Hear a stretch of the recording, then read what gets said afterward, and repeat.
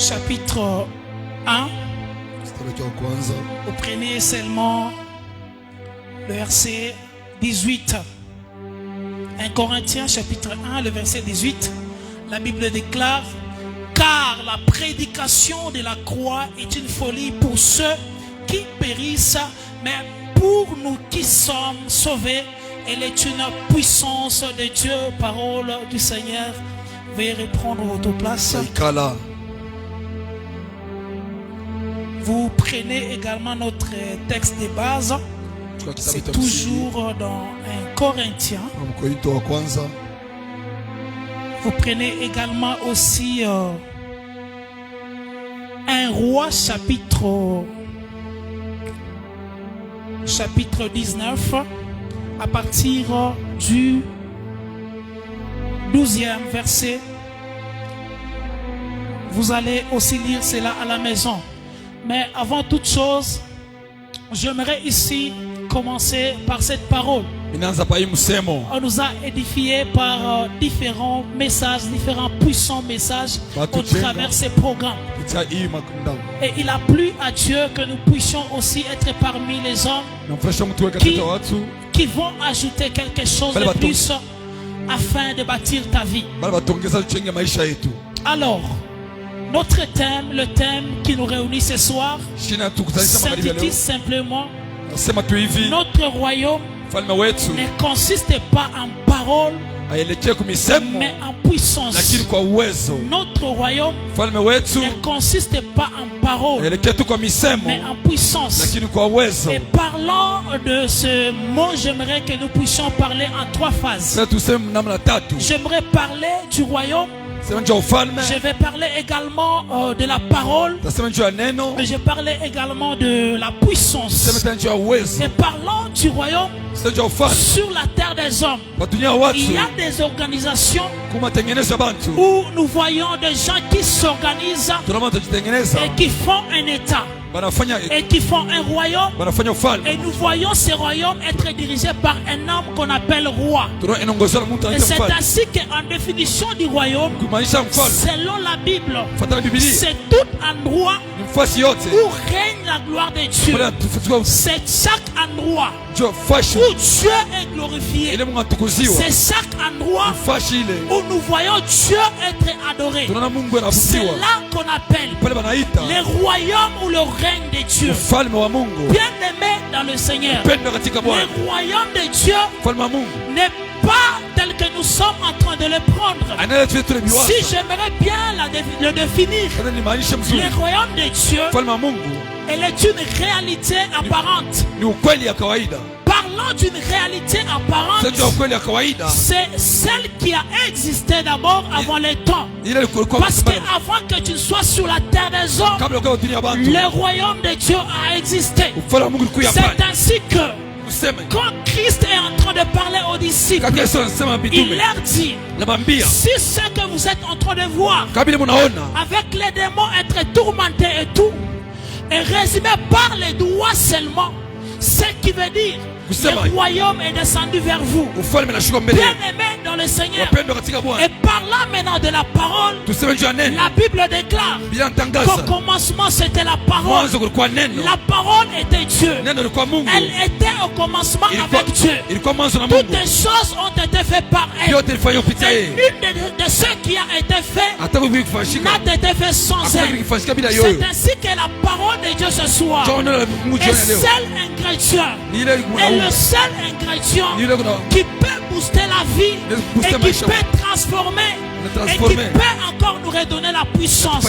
C'est pourquoi je te supplie ce soir que tu sois un amoureux de la parole de Dieu, que tu sois celui qui aime la parole de Dieu, parce que la parole de Dieu est celle qui appelle à l'existence de choses qui n'ont jamais existé, comme si elles étaient déjà. Bien aimés dans le Seigneur, et parlant de la parole, la Bible est en train de dire dans Ecclésiaste que la vie et la mort, plutôt dans Proverbe, que la vie et la mort sont au pouvoir de la langue. C'est que la parole que tu as dans ta bouche est celle qui peut te donner la vie. La parole que tu as tout le temps est celle qui peut te donner la mort. Tu peux te bénir encore te dire au travers ta parole. C'est pourquoi ce soir je te supplie de toujours gérer ce que tu es en train de parler au milieu des hommes, ou encore au milieu de tes enfants. Et parlant de la puissance, c'est une capacité d'imposer sa volonté. Bien aimé dans le Seigneur, une église sans puissance, l'église de l'émanation, a besoin de la puissance. L'église du Congo, l'église du Congo démocratique a besoin de la puissance. Comme nous avons besoin de la puissance, j'aimerais nous dire ici, une église sans puissance ne se différencie en rien des institutions qui n'ont rien à voir avec l'évangile, ou encore avec l'évangile de Christ. Bien aimé dans le Seigneur, et parlant de la puissance, la Bible est en train de dire que Paul, lorsqu'il était en train de parler et défendre son évangile, il a dit que mon évangile ne repose pas sur le discours persuasif des hommes, mais mon évangile repose sur la démonstration de la puissance du Saint-Esprit.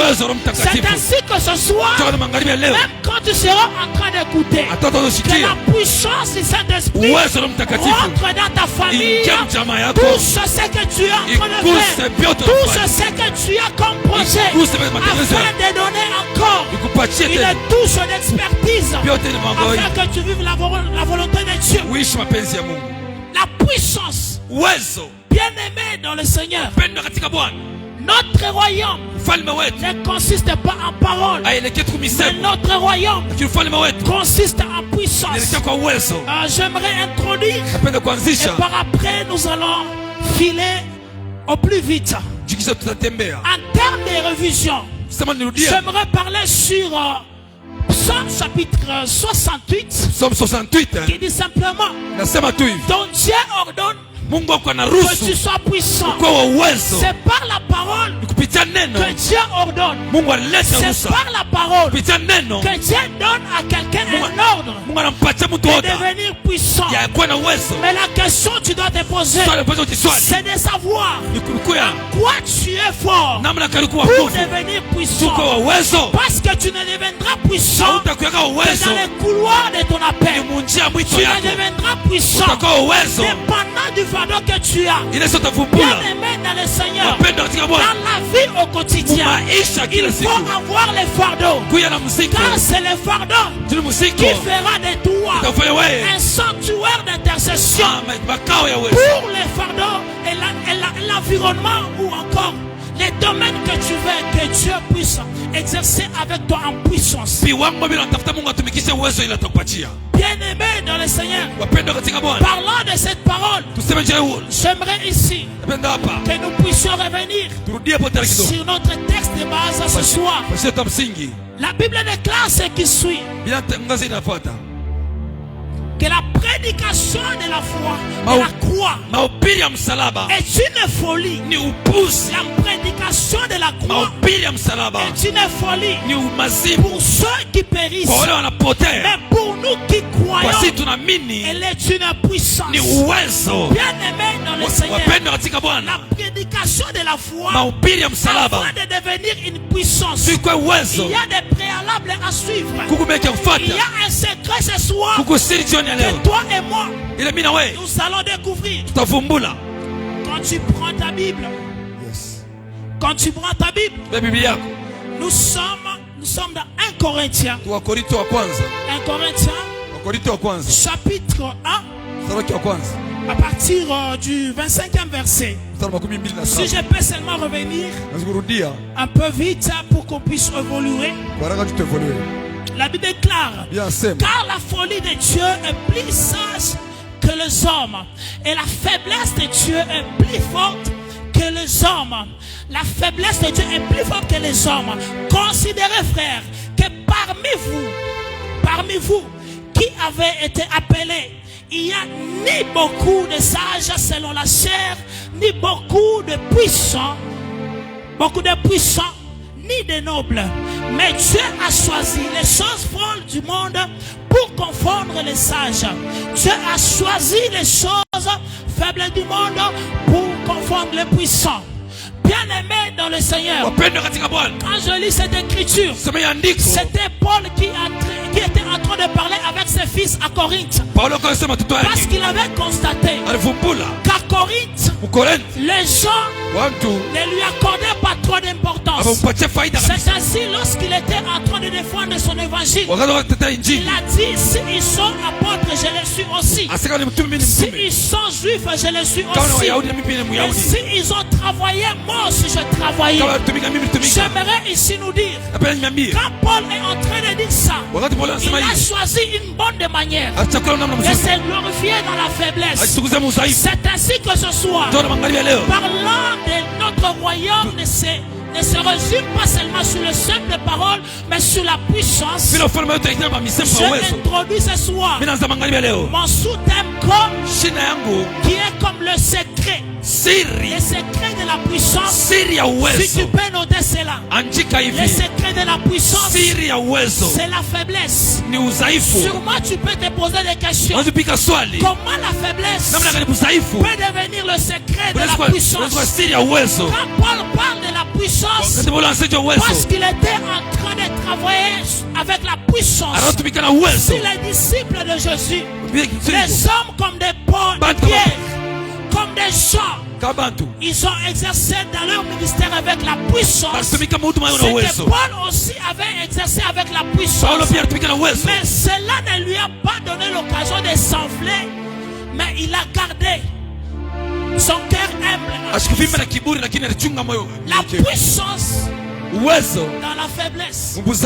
Bien-aimé dans le Seigneur, parlons de la faiblesse. Je ne parle pas d'une faiblesse péché, parce que beaucoup de gens ont une mauvaise conception de la faiblesse. La faiblesse n'est pas une faiblesse de péché, car la faiblesse dont il est question, c'est l'humilité. La faiblesse dont il est question, c'est la reconnaissance de ce que Dieu peut faire par toi. La faiblesse dont il est question, c'est la reconnaissance que tu ne peux rien sans Dieu. La faiblesse dont il est question, c'est un état de vulnérabilité. C'est un état où tu sens que sans Dieu, tu ne peux rien.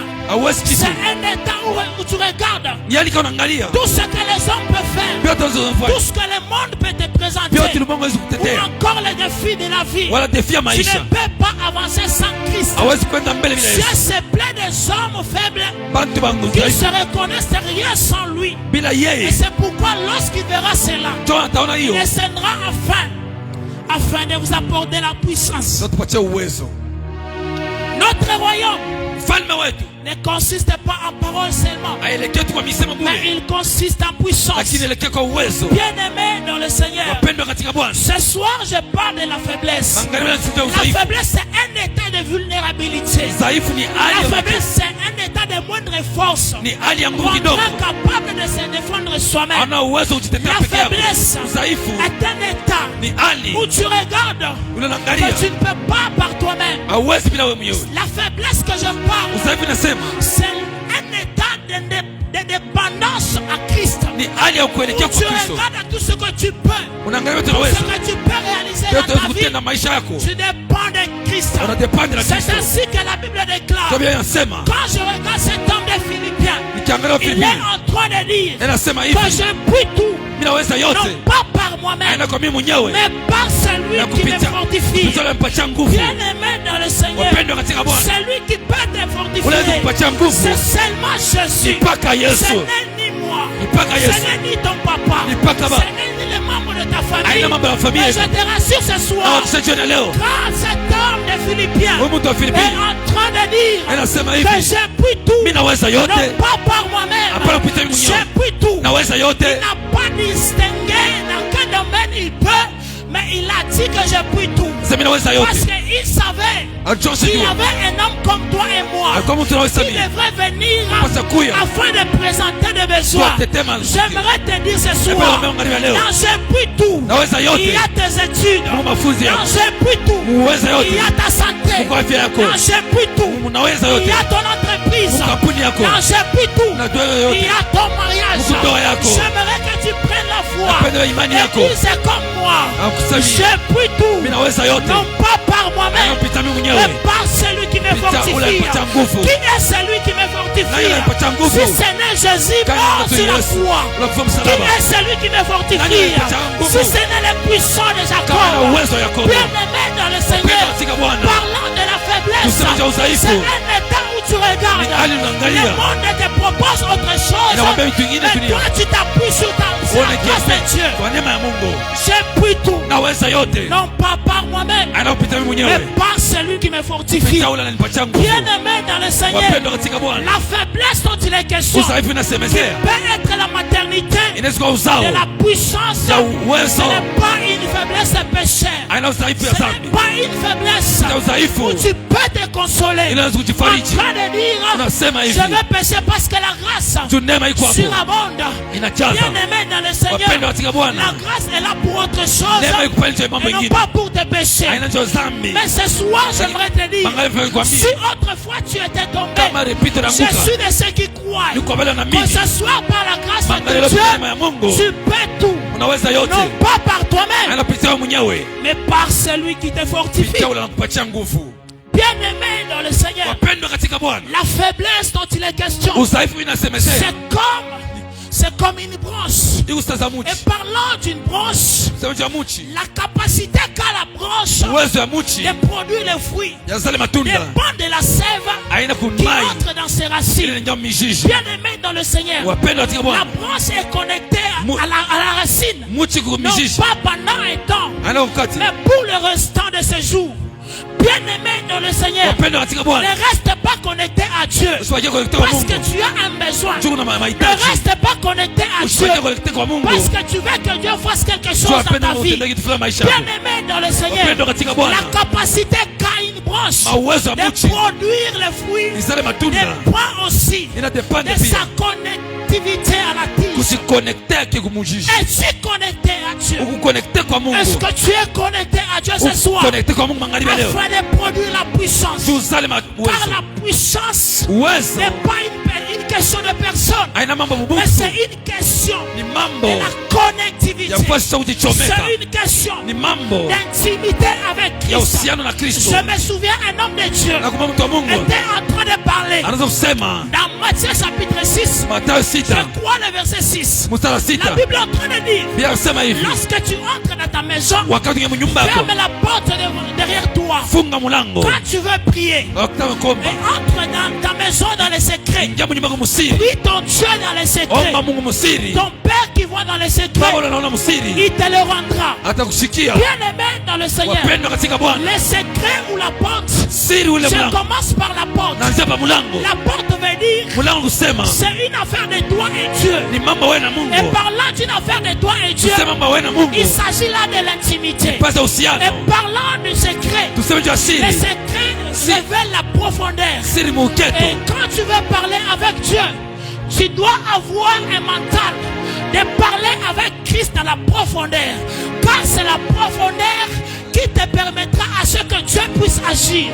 C'est pourquoi j'aimerais te dire ce soir, l'affaire de la connectivité, c'est une affaire des intimes et non une affaire des professionnels. Ta capacité de produire dépend de la manière dont tu es connecté à la tige qui est Jésus. Bien-aimé dans le Seigneur, sois toujours connecté. Parce que si tu es connecté, tu ne vas pas rater la sève. Parce que c'est la sève qui te permet de produire la puissance. Parce que c'est la sève qui te permet de relever les défis de la vie.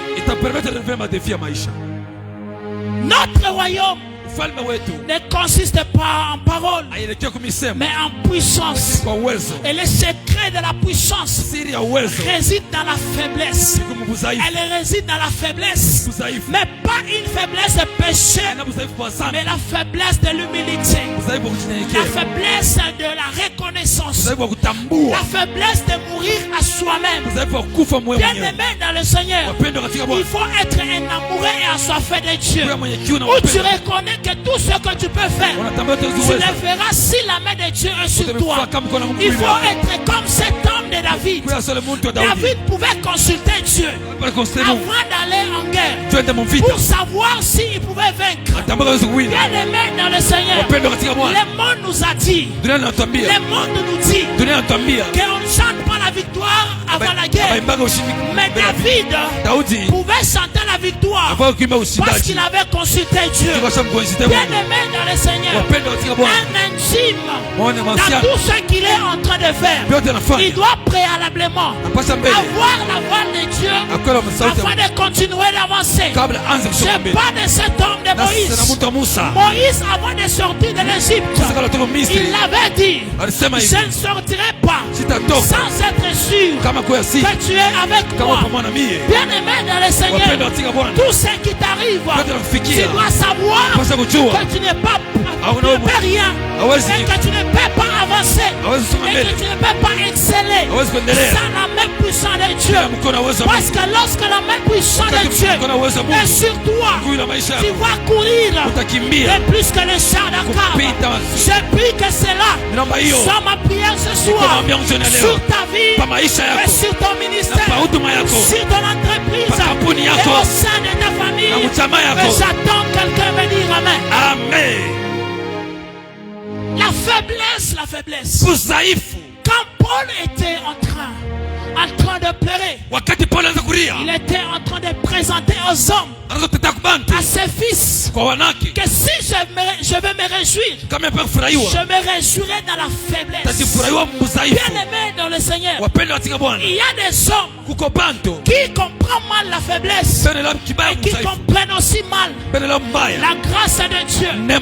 Bien-aimé dans le Seigneur, la grâce ou la puissance que tu dois exercer découle de la connexion que tu as avec Christ. Bien-aimé dans le Seigneur, notre royaume ne consiste pas en parole seulement, elle consiste en puissance. Bien-aimé dans le Seigneur, et par ces paroles, je parle de la faiblesse. C'est comme un bébé. Un bébé a les pieds mais il n'a pas de pieds.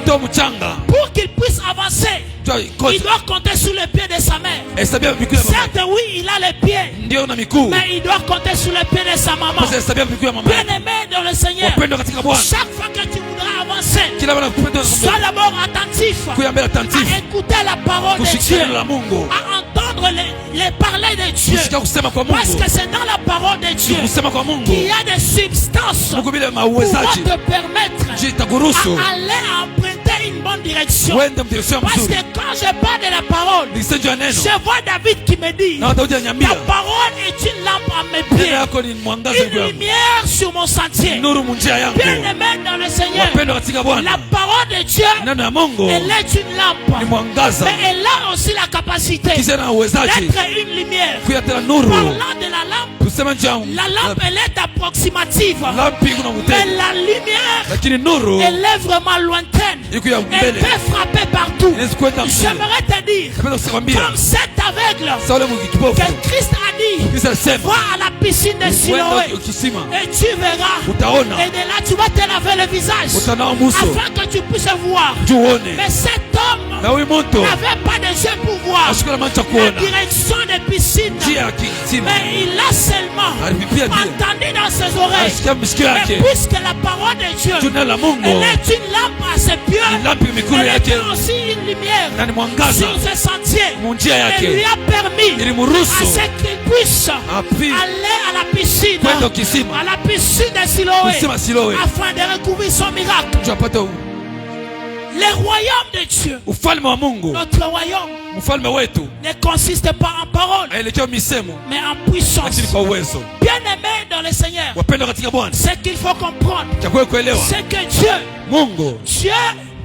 il se plaît de faire toujours, il se plaît d'utiliser des hommes faibles afin de confondre les forts. C'est pourquoi quand vous lisez avec moi, la Bible est en train de dire, il est celui qui confond le plus fort et qui travaille avec les faibles. Dieu, il n'est pas le Dieu des professionnels, il est le Dieu des faibles, mais pas des faibles pécheurs, pas des faibles qui se disent même si j'ai péché, il est le Dieu des faibles. Bien aimé dans le Seigneur, parlant de Dieu, Dieu souvent il se plaît toujours d'utiliser le faible, les hommes et les femmes faibles. Bien aimé dans le Seigneur, avant que David, avant que Goliath ne puisse tomber, Goliath, il a été confronté par un petit enfant. Et ce petit enfant, c'était David. À la place de David, le Seigneur pouvait se choisir Eliab ou bien Abinadab. Mais il a choisi le plus petit de tous afin de confondre ceux qui avaient des biceps. Bien aimé dans le Seigneur, tu dois te reconnaître que Dieu est celui qui fait ta force, que Dieu est celui qui te rendra puissant. Il y a de la puissance dans la faiblesse, et il y a de la faiblesse dans la puissance.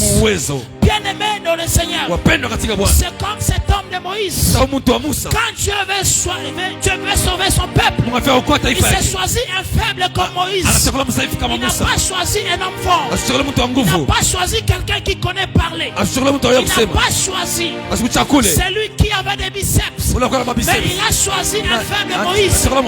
Puisque Moïse avait les bâtons de berger, mais Dieu, lorsque Dieu veut envoyer Moïse à la guerre, il lui donne toujours ces mêmes bâtons de berger. Mais Dieu, comment tu peux me donner les bâtons de berger? Parce que Dieu voulait passer par les bâtons de berger afin de confondre l'armée de Pharaon.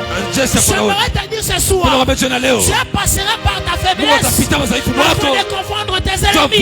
Je prie que ce soir, si tu avais une faiblesse qui consistait à l'humilité, qui consistait à une vie de prière, où tu n'avais pas le temps que les gens puissent te considérer, je prie et demande à Dieu que ce soir, contente-toi de cette faiblesse. C'est pas au travers de cette faiblesse que Dieu passera afin de confondre les forts. Il y a de la puissance dans la faiblesse, et il y a aussi de la faiblesse dans la puissance. Bien aimé dans le Seigneur, tout ce que Dieu fait, il le fait pour que il puisse avoir de la gloire. Parce que notre Seigneur, il ne partage pas sa gloire avec une autre personne à part lui-même. Bien aimé dans le Seigneur, lorsqu'il veut, il veut faire traverser Israël dans le Jourdain, il n'a pas utilisé quelque chose de puissant, il n'a pas utilisé quelque chose de plus fort. Bien aimé dans le Seigneur, il a utilisé le pied de sacrificateur pour que l'eau du Jourdain soit repoussée. Bien aimé dans le Seigneur, ce que j'aimerais te dire, je suis comme Josué, parce que Josué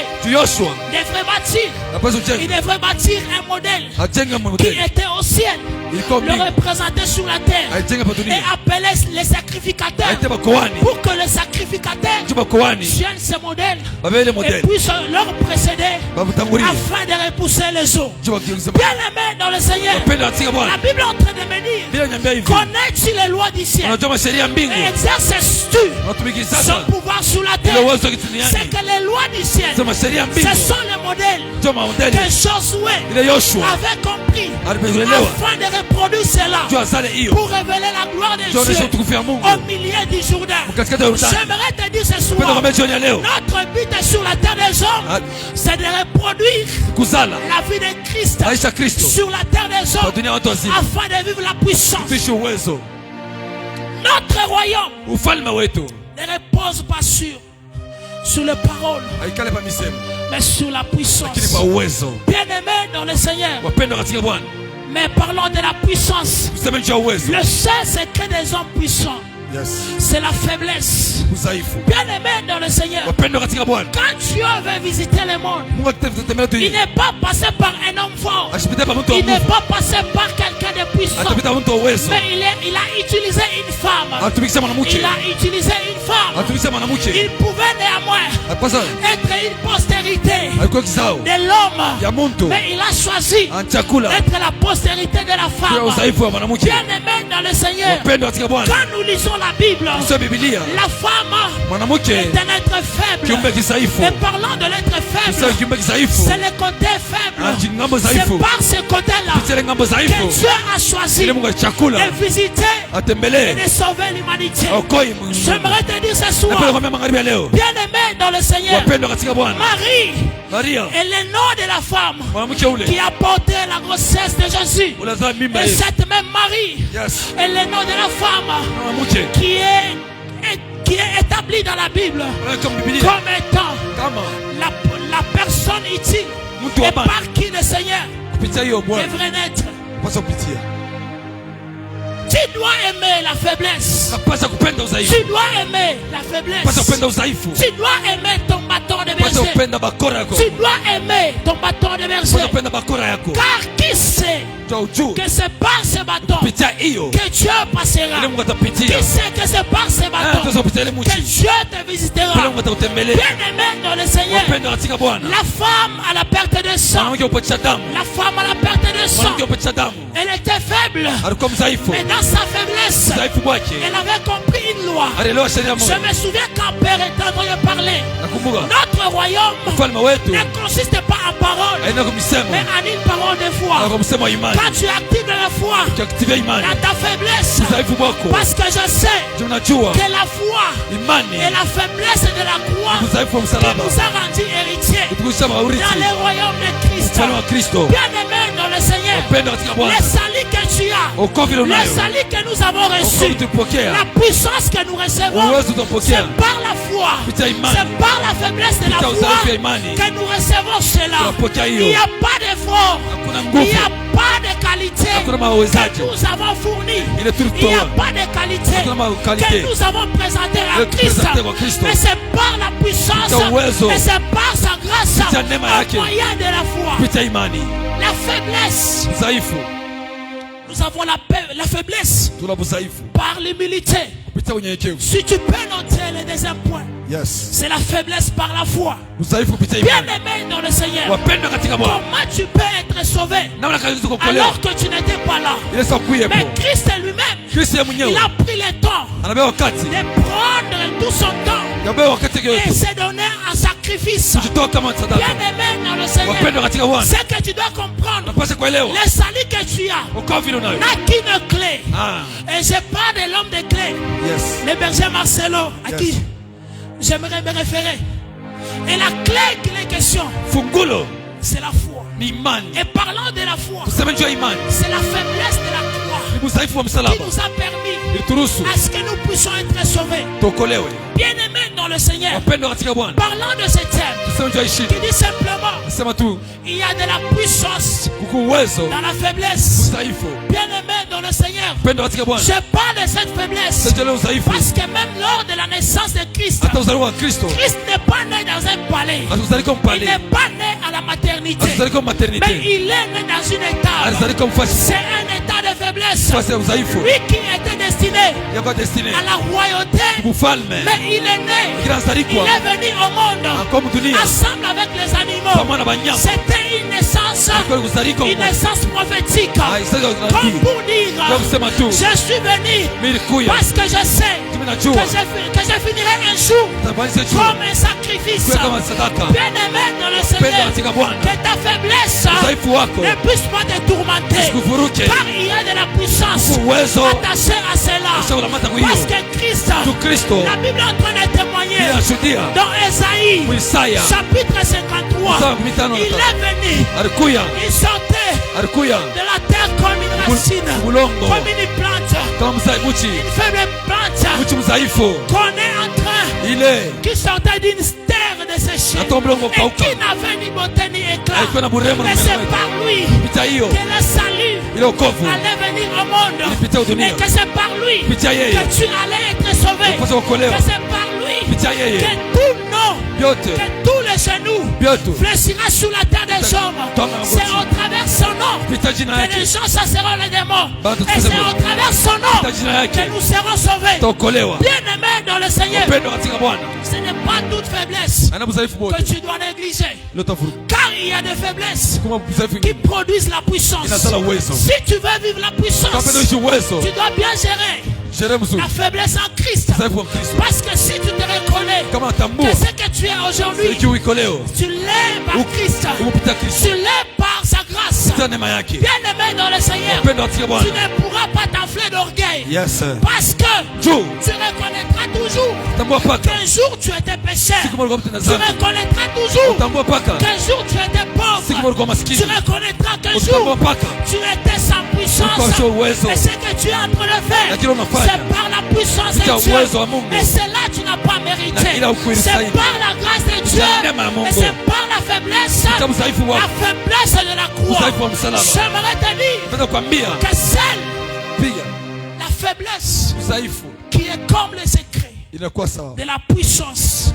Bien-aimé dans le Seigneur, je voudrais bien m'attarder là-dessus. Mais la Bible est en train de dire dans Actes chapitre 2 que lorsqu'ils étaient dans la chambre haute, ces hommes-là qui avaient bouleversé le monde, ces hommes-là qui avaient changé le monde, qui avaient donné de l'impact, de la puissance et de l'éclat à ce monde, ce sont des hommes faibles. C'était des périreux, des gens qui n'avaient pas vraiment un cœur dur.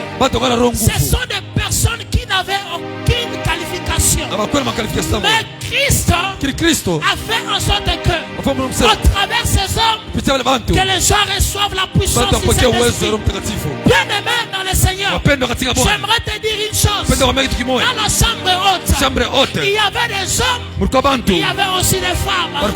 Mais lorsqu'on parle de la femme comme étant un être faible, bien aimé dans le Seigneur, la flamme de feu dans la chambre haute, les jours de Pentecôte n'avait pas choisi que celui-ci était un homme et celui-là était une femme. Mais lorsque le Saint-Esprit il est descendu sur toutes les personnes qui étaient dans la chambre haute. Bien-aimé dans le Seigneur, femme.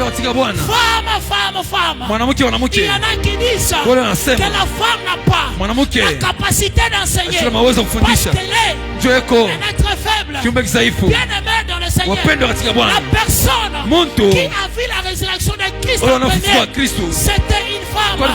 La personne qui a donné le Messie, c'était une femme. La personne qui avait changé l'adoration, c'était une femme.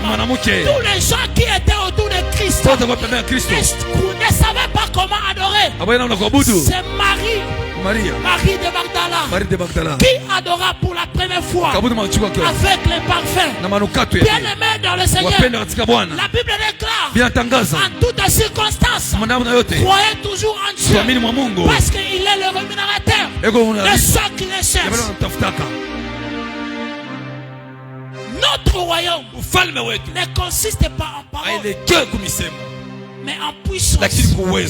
Mais parlant de la puissance, la Bible est en train de dire, lorsque j'irai vers mon Père, je vous enverrai mon esprit, une puissance venant d'en haut. Je vous les donnerai, pas comme le monde le donne. Bien-aimé dans le Seigneur, ce que j'ai compris ici, le monde peut donner aussi une puissance, mais c'est une puissance ténébreuse. Mais ce que je sais, Jésus a promis à ses disciples, je vous donnerai cette puissance, le Saint-Esprit survenant sur vous, je vous la donnerai. Pas comme le monde la donne cette puissance.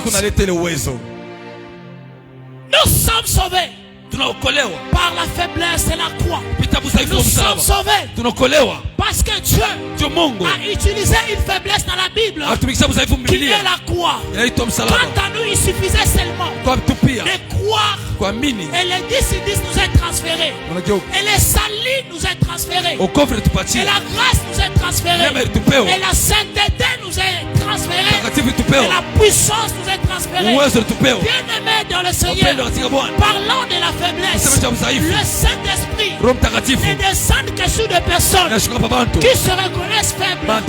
Je suis en train de parler de Christ. Christ, avant qu'il ne puisse recevoir la puissance du Saint-Esprit, il devrait d'abord être mouillé. Il devrait être mouillé. Bien-aimé dans le Seigneur, Christ est le Créateur qui a accepté d'être baptisé par sa créature dans sa création. Bien-aimé dans le Seigneur, lui le Dieu capable, il a accepté d'être baptisé par sa créature qui est jaune, dans sa création qui est l'eau. Quand le Saint-Esprit a vu cela, il est descendu sous forme de la colombe. Tu veux la puissance, tu veux exercer la puissance. Où est l'eau? Où est l'eau sur toi? Est-ce qu'il y a de l'eau au-dessus de toi afin que tu puisses manifester la puissance? Il y a de la puissance dans la faiblesse. Il y a de la faiblesse dans la puissance. Bien-aimé dans le Seigneur, parlons de la faiblesse. Je ne parle pas de la faiblesse qui est péché, mais je parle de la faiblesse qui est l'humilité. Bien-aimé dans le Seigneur, l'humilité dont on parle, lorsque tu veux comprendre l'avenir ou prophétiser sur un orgueilleux, c'est fort et facile. Car sa prophétie est déjà dans la Bible. Car la Bible déclare l'orgueil précède la chute. Tu n'as pas besoin de trop prier beaucoup. Parce qu'il y a déjà une prophétie dans la Bible qui parle de l'orgueil. Bien-aimé dans le Seigneur, la faiblesse dont il est question, c'est une situation de vulnérabilité où tu regardes que tu ne peux rien sans celui qui t'a créé. Bien-aimé dans le Seigneur, il y a de la puissance dans la faiblesse, mais il y a de la faiblesse dans la puissance. Bien-aimé dans le Seigneur, quand Jésus veut entrer en Jérusalem, il n'a pas utilisé le cheval, il n'a pas utilisé un avion comme si c'était pendant ce temps. Mais il a utilisé l'âne. Bien-aimé dans le Seigneur, comment Jésus pouvait utiliser l'âne? L'âne, c'était le petit bétail. Mais pendant que nous regardons, il y avait une prophétie pour l'âne qui datait de longtemps. Mais il n'y avait pas une prophétie pour le cheval. Parce que pendant le temps ancien, les rois de la terre se promenaient qu'avec des chevaux. Bien-aimé dans le Seigneur, et soit j'ai pris que ce soir que tu sois l'âne, que tu sois l'âne afin de vivre la gloire et de démontrer la puissance de Dieu. Il y a de la puissance dans la faiblesse. Quand je parle de l'âne, Jésus monta sur l'âne. Il est en train d'arriver à Jérusalem. Bien-aimé dans le Seigneur, beaucoup de gens couraient auprès de Christ. Et il étalait leurs vêtements. Ils étalaient leurs vêtements. Et c'est l'âne qui montait sur le vêtement. Christ ne montait pas sur le vêtement. Bien-aimé dans le Seigneur, en aucun jour l'âne s'est enorgueilli pour dire qu'aujourd'hui je suis tellement honoré. Bien-aimé dans le Seigneur, même dans la gloire, lorsque tu verras un tapis rouge, pense toujours que le tapis rouge n'est pas pour toi. Il est pour celui qui est sur toi. Il est pour celui qui est en toi. Bien-aimé dans le Seigneur, même quand tu entendras des acclamations, ce ne sont pas des acclamations, mais ce sont des acclamations de celui qui est en toi. Rassure-toi d'une chose, d'avoir Christ en toi, afin de voir des acclamations des hommes. Mais après avoir recevé des acclamations, pense toujours que ce n'est pas des acclamations. Pense toujours que ce n'est pas toi qu'on acclame. C'est Christ en toi. C'est Christ au-dessus de toi. Parce que tu dois toujours penser que tu étais autrefois lié. Peut-être ce jour-là, on allait libérer quelqu'un d'autre. On allait visiter quelqu'un d'autre. Mais c'est la grâce de Dieu. Pour ce qui t'arrive, c'est la grâce de Dieu. Tu dois toujours rendre grâce à Dieu pour la grâce qu'il t'accorde. Bien-aimé dans le Seigneur, l'âne n'avait pas fourni d'efforts. L'âne n'avait pas demandé. Mais subitement, il a vu les disciples de Christ venir dire, le Seigneur en a besoin. Bien-aimé dans le Seigneur, lorsqu'il sera ton temps, tu verras seulement la main de Dieu, même sans la prière. J'aimerais te dire ce soir, Alléluia. La Bible déclare, pendant cette année, Isaac s'est mort, il récolta les centiples, parce que la main de Dieu était sur lui. Bien-aimé dans le Seigneur, que la main de Dieu ce soir fasse de toi le catalyseur de sa gloire au sein de ta famille. S'il y a des choses que tu as vécues d'une manière négative, que ce soir que tu vives une nouvelle saison de gloire. Alléluia. Que 2023 te donne des choses que l'année 2023 t'avait privé. Tu me donnes un amen. J'avance encore. La Bible déclare, alors qu'ils étaient en train de bâtir la tour de Babel, et lorsque Dieu regarda ces hommes-là, ils avaient de mauvaises intentions. Mais la Bible est en train de me dire, qui es-tu? Grande montagne, devant Zorobabel, tu seras aplani. Tu seras aplani. Bien-aimé dans le Seigneur, quand Jésus-Christ est en train de descendre afin de parler avec Zorobabel, il a dit à Zorobabel, ce n'est ni par ta force, ni par ta puissance, mais c'est par mon esprit. Bien-aimé dans le Seigneur, pour ce qui t'arrive, c'est par l'esprit du Seigneur. Ce n'est pas par ta force, ce n'est pas par ta puissance. J'aimerais te dire ce soir, s'il y a des situations chaotiques que tu avais vécues, j'aimerais te rassurer d'une chose, que tu vivras comme tu n'avais jamais vécu. Alléluia. C'est quand quelqu'un me dira amen. Lorsque la grâce de Dieu est sur toi, tu parleras. Et les hommes se diront, qui est cet homme? Comment il parle? Mais quand les hommes se sont posés la question, lorsqu'ils ont rencontré cette personne de Pierre, ils lui ont dit, mais ta manière de parler, tu parles comme cet homme. Ta façon de parler, tu as des accents qui se rapprochent à cet homme. J'aimerais te dire ce soir, la manière de vivre empruntera les empreintes du Seigneur dans les lieux célestes. Parce qu'il y a une destinée. La Bible déclare, ta destinée sont des chemins auto-tracés entre les mains de Dieu. Bien-aimé dans le Seigneur, tu n'as pas à forcer les choses, mais tu dois seulement te raccrocher à Christ et savoir que Christ est celui qui peut te visiter. Il n'a pas besoin de ta volonté, il n'a pas besoin de tes habilités, il n'a pas besoin que tu lui dises que tu as un diplôme. Il y a des hommes qui viendront à toi et qui te diront, mais avec ce que tu as, allons à la montagne, demandons la grâce de Dieu, tu vivras le surnaturel. Je parle à quelqu'un ce soir, que la grâce de Dieu puisse t'accompagner cette année. S'il y a des choses sur moi, je les déclare sur toi. Car la Bible déclare, lorsque Élisée s'est dissipé, il y aura un tourbillon. Élisée se met aux aguets. Il est en train de chercher à voir la main de Dieu. C'est alors que quand Élie est en train de monter, la Bible est en train de dire, on a dit à Élisée, lorsque tu me verras en train de monter, regarde seulement tout ce que tu voudras, Dieu te l'accordera. Bien-aimé dans le Seigneur. Alors que je suis en train de parler, regarde seulement, vois la parole et tout ce que tu voudras pendant cette année, je te l'accordera. Si c'est la bénédiction, si c'est la moche, si c'est le mariage, je le déclare sous ta vie. S'il y a des hommes qui avaient prononcé des paroles négatives, disaient que tu n'allais pas prospérer, que tu n'iras plus loin, je prie et je demande que la grâce de Dieu sur ta vie puisse faire de toi un homme de surnaturel.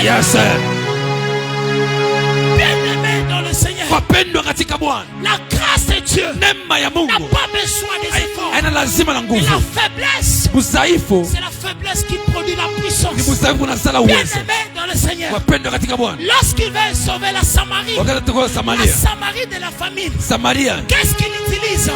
Il utilise les 4 lépreux. Bien-aimé dans le Seigneur, comment pour sauver une nation, il va utiliser les 4 lépreux. Bien-aimé dans le Seigneur, quand nous parlons de lépreux, il y avait une loi dans la Bible au temps de David. David avait dit, comme le boiteux, le lépreux, lui avait résisté, il avait dit, à dater de maintenant, les boiteux, les lépreux n'entreront pas dans la ville. Bien-aimés dans le Seigneur, et pendant ce temps, il y avait 4 lépreux à la porte de la ville. C'était des hommes faibles. Sûrement ici, je crois qu'il y a un lépreux qui se reconnaissent faibles sans Dieu. Bien-aimés dans le Seigneur, ce que j'aimerais te dire, accroche-toi à Christ, parce que c'est seulement Christ qui te donnera les capacités. En parlant de 4 lépreux, les 4 lépreux, après qu'ils aient faim, ils ont pris la résolution de descendre dans le camp des ennemis. Avant de le faire, ils se sont dit qu'il vaut mieux que nous puissions mourir rassasiés que de mourir de faim. Ils sont descendus dans le camp des Philistins. Bien-aimés dans le Seigneur, ce qui m'épate et ce qui m'étonne, c'est quand ils ont commencé à marcher, Dieu a fait un miracle. Il a changé les pas des boiteux, les poids des pas de lépreux en des chars. Il a changé les pas de lépreux en des chars. Qu'à chaque fois qu'ils étaient en train de marcher, c'était les bouts des chars dans les camps des ennemis. Alors qu'ils marchaient, c'était les bouts des chars dans les camps des ennemis. Bien-aimé dans le Seigneur, il y a un temps, avec ta faiblesse, avec ton bâton, que tu te lèves, que tu te dises, j'irai dans les camps de mes ennemis. Bien-aimé dans le Seigneur, il est celui qui passe au milieu de nous, à table en face de nos ennemis. Bien-aimé dans le Seigneur, ce soir, je parle à un lépreux, quelqu'un qui se reconnaisse faible sans Christ. Je prie et je demande qu'au travers des pas, qu'on dise que tu es de Dieu, au travers des pas, qu'on parle, qu'on manifeste la gloire de Christ ressuscité. Bien-aimés dans le Seigneur, alors qu'ils étaient en train de partir dans les camps des ennemis, il y avait des bruits de chars qui accompagnaient leurs pas. Mais bizarrement, ils sont tombés sur des ennemis qui étaient tombés. Bien-aimés dans le Seigneur, alors que tu seras en train de marcher, alors que tu seras en train de marcher, tu tomberas sur des ennemis qui sont tombés. J'aimerais te dire que 2023, ne t'inquiète pas. Garde la faiblesse en Christ et marche avec les pas de la foi. Parce que lorsque tu as les pas de la foi, les pas de la foi changeront tes pas en bruit de char dans les camps des ennemis. Bien-aimés dans le Seigneur, parlons de ce thème. C'est que j'ai compris. Notre royaume ne consiste pas en parole, mais en puissance. Mais il y a la puissance dans la faiblesse. Et le secret de la puissance, c'est la faiblesse. C'est l'état de vulnérabilité. Bien-aimés dans le Seigneur, parlons de la faiblesse. Lorsque Dieu veut visiter les hommes, lorsque Dieu veut visiter les hommes, il passe toujours par des personnes qui n'ont pas de qualifications, qui n'ont pas des habilités, qui n'ont pas de capacités. Bien-aimé dans le Seigneur, la Bible est en train de dire, alors que David avait fait les dénombrements, après avoir fait les dénombrements, cet homme de David, Dieu lui dira, au travers de ce que tu as fait, voici ce qui va t'arriver. Mais David était cet homme, un homme faible, qui s'abandonnait en Dieu lui-même. C'est pourquoi David n'a pas choisi de tomber entre les mains de ses ennemis, mais il a choisi de tomber entre les mains de Dieu, parce qu'il sait que quoi qu'il coûte, quoi qu'il arrive, le Seigneur aura toujours pitié de moi. Bien-aimé dans le Seigneur, il y a de la puissance dans la faiblesse. Il y a de la faiblesse dans la puissance. C'est que tu dois savoir, pour que tu puisses avoir le salut que tu as, il y a quelqu'un qui a fait les armées à ta place, et il t'a donné la copie pour que tu puisses copier son 10 sur 10. Il suffit seulement de t'accrocher et de croire au 10 sur 10 de Christ, et tu verras la gloire de Dieu. Bien-aimé dans le Seigneur, je m'en veux citer. Quand nous sommes en train de parler de la puissance dans la faiblesse, c'est une folie de l'évangile. Parce que dans ce monde, on ne peut pas parler d'un homme qui est sauvé par les sacrifices d'une autre personne, si ce n'est qu'en Dieu, si ce n'est qu'en Christ. Bien aimé dans le Seigneur, je m'en vais parler ce soir par cette parole. Si cet homme d'Abraham avait reçu Isaac à l'âge de 40 ans, il allait se glorifier et il allait dire, c'est la force de ma jeunesse et c'est moi qui suis responsable. Mais il a fallu qu'Abraham ait au-delà de 80 ans et que aussi Sarah soit déposée doublement pour que lorsqu'il aura Isaac, que Isaac soit le fruit de la gloire de Dieu. Bien aimé dans le Seigneur, toutes les fois que tu seras confronté à des difficultés, pense toujours que il y a un Dieu qui veille sur toi et qui veut que tu puisses espérer en lui. Il y a de la puissance dans la faiblesse. Il y a de la puissance dans la faiblesse. Et parlant de cet homme qui dit simplement que notre royaume ne consiste pas en parole, mais en puissance. C'est que vous devrez savoir, Dieu confond toujours le plus fort et le plus riche du monde. Car il dit dans la parole que les derniers seront les premiers et les premiers seront les derniers. Bien aimés dans le Seigneur, dans cette génération, nous sommes la génération X. Quand je parle de X, je parle de Jacob qui était devenu Israël en Égypte, alors qu'il voulait bénir tous ses enfants. On lui a amené les enfants de Joseph. Au lieu de mettre la main droite sur l'aîné, il a mis sa main droite sur le cadet et sa main gauche sur celui qui était l'aîné. C'est comme pour dire qu'il était en train de former X. Nous sommes la génération X. Bien aimé dans le Seigneur, la génération X. Nous sommes la génération de la croix. Nous sommes sauvés par la faiblesse de la croix. Nous sommes sauvés par le sacrifice de Jésus. Bien aimé dans le Seigneur, ce soir j'aimerais te dire, s'il y a des choses que tu avais vécues dans le passé qui t'avait éloigné de Christ, après ce culte, tu vas passer devant. Nous sommes en train de citer, la Bible est en train de dire que notre royaume ne consiste pas en parole, mais elle consiste en puissance. Bien aimé dans le Seigneur, nous pouvons démontrer la puissance en gardant notre nature d'enfant de Dieu. Nous pouvons démontrer la puissance puissance en gardant la nature d'enfant de Dieu. J'aime ce que Dieu fait. Dieu, souvent quand tu veux utiliser, lorsqu'il veut donner,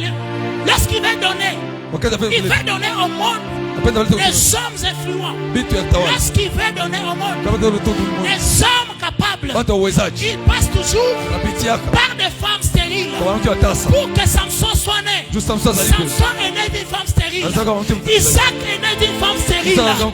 Même Jean-Baptiste est né d'une femme stérile. Ce que j'aimerais te dire, les hommes influents comme de Samuel, ils sont nés de femmes stériles.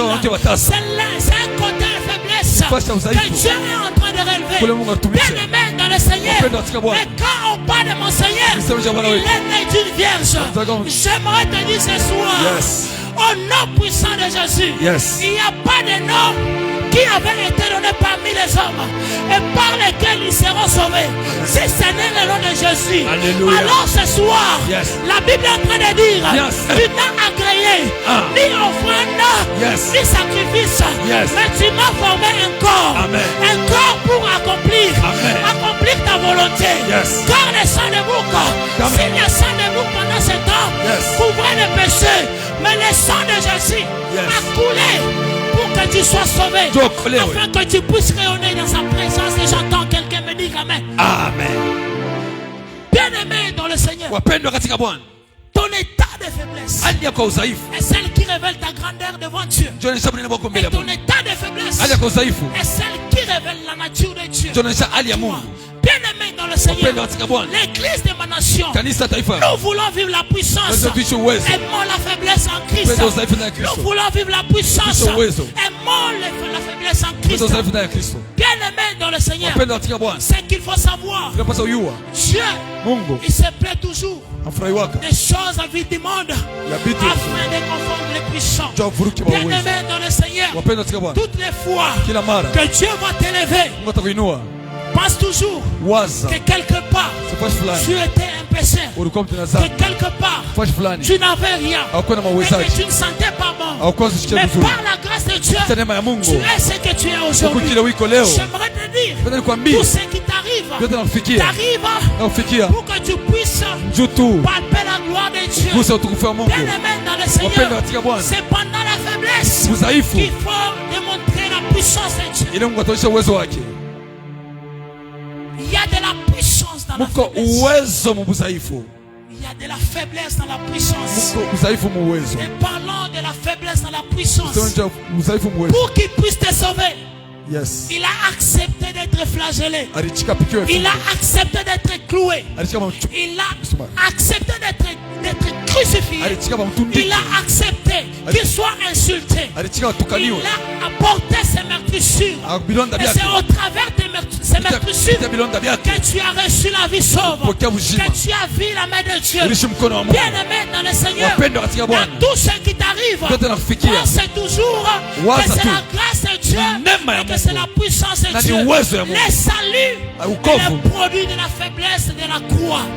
Bien-aimé dans le Seigneur, ce soir, j'aimerais que nous puissions nous tenir debout. Mais avant cette dernière, tu dois savoir une chose. La vie est spirituelle.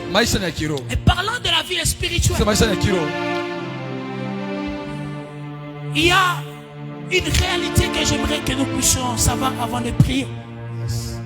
Dieu m'a recommandé ça. La Bible est en train de dire, cette femme qui n'avait pas de mari et pour laquelle son mari était décédé n'avait que ses enfants. Et c'est la seule famille qui lui restait. Mais quand le créancier est venu, il a voulu lui arracher ses enfants. Et il a prié à l'homme de Dieu de lui faire grâce. Parce que son mari servait le Seigneur. Et dans sa maison, il y avait beaucoup d'autres. Et c'était la question que l'homme de Dieu lui avait posée afin de savoir, tu as quoi dans ta maison? Et ce soir, tu dois poser un acte prophétique. Dans ta maison, tu as quoi? Et parlant de ce que tu as, la femme n'avait que des outres. Et ces outres n'avaient rien. Et il ne restait qu'une petite quantité d'huile. Et l'homme de Dieu lui a dit. Et la voix d'un communicateur, la voix qui communiquait, lui là, était toujours en train de communiquer. Et jusqu'à tel point, les autres ont fini. Et lui là s'arrêta. Bien-aimé dans le Seigneur, dans cette maison d'alliance, il y a des hommes et des femmes qui ont des grâces.